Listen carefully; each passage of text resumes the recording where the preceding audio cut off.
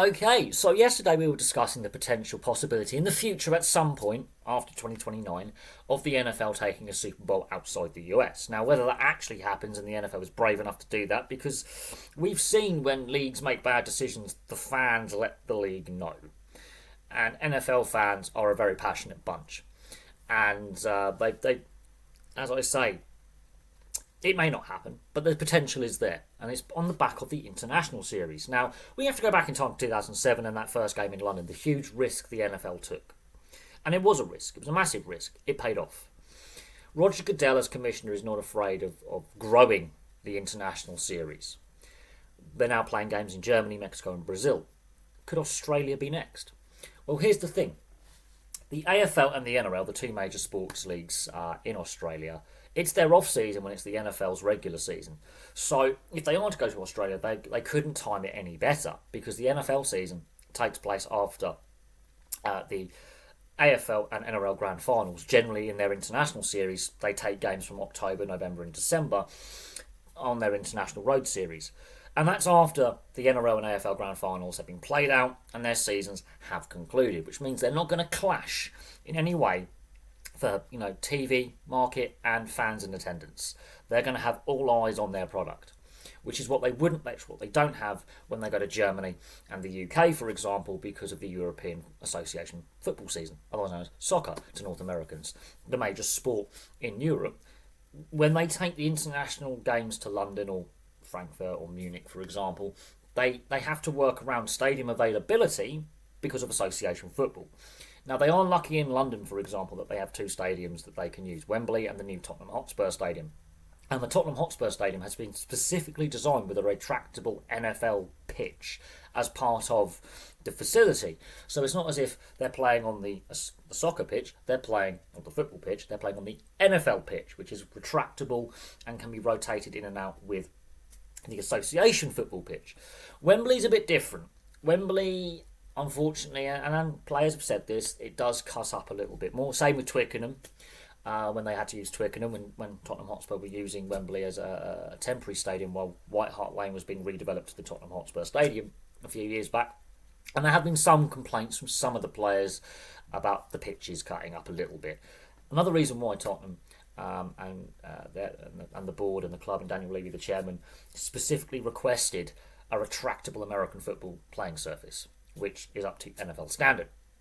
And that's why I think at some point the NFL will consider looking at having a Super Bowl outside the US. Now, on the Australia side of things, they have some of the best, firmest playing surfaces in the world. Their stadiums, a lot of them have recently been upgraded. A lot of money has been spent on facilities, like Marvel Stadium, for example. A lot of money has been spent on that facility. The Sydney Football Ground has recently been upgraded and redeveloped. And of course, you've got the Sydney Olympic Stadium as well.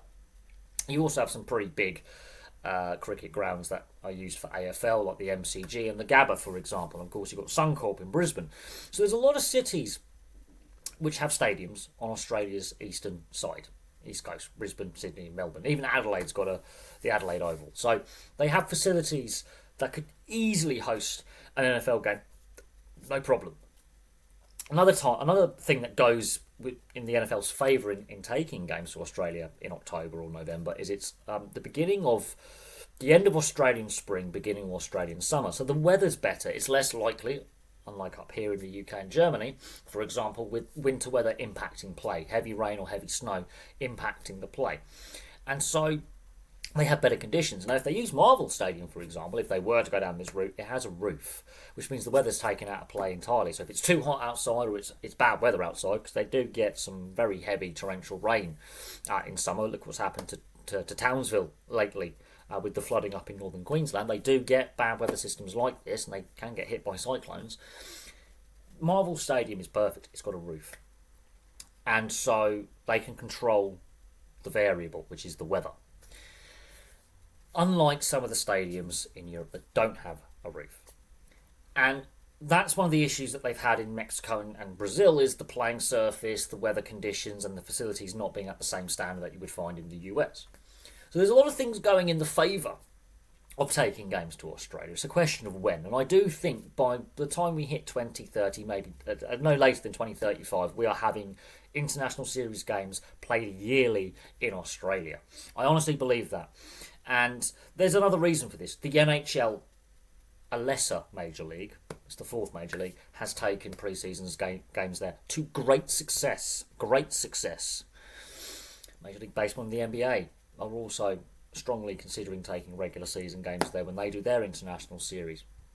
And we know that if the NHL can make a success of taking two outdoor games to Melbourne and making it a success at the Rod Laver Tennis Complex, the NFL will have no problem selling out any stadium you can think of in Australia. No doubt. I have no doubt in my mind the most successful of the major leagues, the most valuable of the major leagues, will easily sell out a stadium in Australia. The fan base is there. There's Australian players currently playing in the NFL.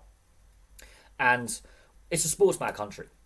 The TV viewership backs that up when the Super Bowl's on.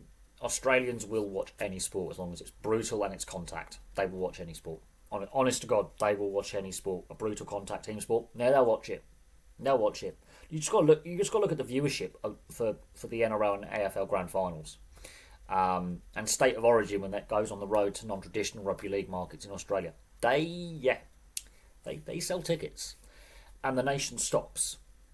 And you can imagine AFL and NRL, their seasons are done. Every single pair of eyes could potentially be on the NFL product. They're going to have no other major sport apart from cricket to clash with. And cricket at that point is in the early days of its season, so crowd numbers aren't the same as what they're going to be at the end of the season. So they do have a chance to maximise eyes on the product, on the TV audience, and fans in attendance. Which, as I say, is something that when the NFL goes to London or to Germany, they do sometimes have that issue where they're not going to maximise not only the US TV audience, which they always will, but the domestic audience of where they're going in the UK or Germany because of the football season, the soccer season. Whereas in Australia, there isn't that clash with any of the major team sports apart from cricket. And while Australians are mad about their cricket, not every Australian is a cricket fan, ironically. But you bring a brutal contact sport where there's big hits, collisions, yeah, you're going to get Australians to watch it. And I think the NFL has missed a trick a little bit by not going to Australia sooner. But what we do know is Roger Goodell and the NFL have laid out a roadmap for their international series going forward, where they basically got a grid pattern of the globe, of a map, and certain teams have priority for games in Europe, certain teams have priority for Australia and New Zealand, certain teams have a priority for Southeast Asia, Oriental Asia, the subcontinent of India and Pakistan, Bangladesh and Sri Lanka, Africa, South America, you name it. They've basically divvied up the globe into the league, basically, where certain teams will get priority for training camps and or talent scouting or taking games on the road. And they want to play a game, a minimum of a game on every single continent apart from Antarctica by the 2030s. Australia, I think they've missed a trick by not going to Australia sooner. I have no doubt it will happen by the earliest 2030, if not by 2035. They will be taking games regularly every year to Australia. It's just a question of what facility they use. When in the NFL season they decide to organise the international series games, and also the discussions they've got to have with the NFLPA and the team owners, because the team owners will want to maximise their revenue and sell their brand and their team and their merchandise and tickets. And you've also got to factor in the fans. The fans domestically in the US, I mean, not all of them are actually happy with the international series. The NFLPA has raised its concerns about the international series in certain areas with the travel, the jet lag, the prep for the games required. Now, not every player's enjoyed playing the games, but when you see the ex-players and their feedback as going as journalists, commentators, as part of team organisations in ambassadorial roles or coaching roles or scouting roles, when they're not playing, the feedback when they're invited as guests, the feedback is excellent. And the feedback from the London games and the German games has been fantastic. As I say, Mexico and Brazil, there has been some very mixed feedback. And again, the NFLPA is going to be crucial in getting this NFL roadmap for Global International Series fully off the ground, more than just going to a game in Germany, 3 games in London, a game in Mexico, and a game in Brazil a year. They really want to drive this forward. The NFLPA is going to be key. But I can see by no later than 2035, Australia being a regular location, be it Sydney, Melbourne or Brisbane, where they regularly go a game or maybe 2 games a year, very similar to the London series, very similar to Germany, and they go regularly. They may rotate the city they go to, because at the same time, it brings a lot of money in, not only for the league, but the local economy. And it also, the owners, you look at the amount of money that American sports team owners and investors have invested, not only in European sport, but also Australian sport now as well. They are starting to invest in Australian sports teams. Investment and sponsorship is now being pumped into Australia over the last few years. Hence why the NRL went to Vegas last year and has made their own roadmap going forward, where they want every single NRL team to play at least 1 game in Vegas within the next 5 to 6 years. And they've got their roadmap. And their ticket sales for a game that's taking place in 4 weeks' time have been really strong, stronger than last year.